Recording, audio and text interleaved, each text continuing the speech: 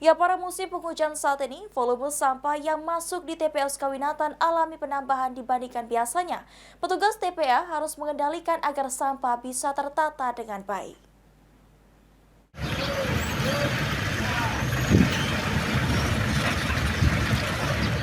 Musim penghujan yang terjadi saat ini juga berdampak dengan volume sampah yang masuk ke TPA Sukawinatan. Setidaknya dari data DLHK Palembang, khususnya UPTD TPA Sukawinatan DLHK Palembang, volume sampah di musim penghujan saat ini bertambah hingga 7%, dari 850 ton menjadi 890 ton per hari. Menyiasati penumpukan sampah di musim penghujan, pihak pengelola TPA Sukawinatan mengatur saat proses pengangkutan sampah dari lokasi TPS hingga ke TPA Sukawinatan. Sejauh ini, menurut Kepala UPTD TPA Sukawinatan DLHK Palembang, pihaknya belum memisahkan antara sampah basah dan kering di masa musim penghujan ini.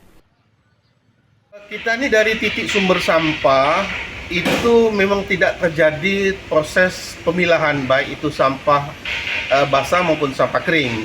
Kemudian juga pada saat di TPS sendiri, dengan volume sampah di TPS itu, petugas dari mobil angkutan sampah hanya bisa memuatkan saja, tidak ada proses untuk memilah. Akhirnya bercampur satu antara basah dan kering, ditambah dengan cuaca hujan, maka di dalam bak truk itu akan menjadi basah semua.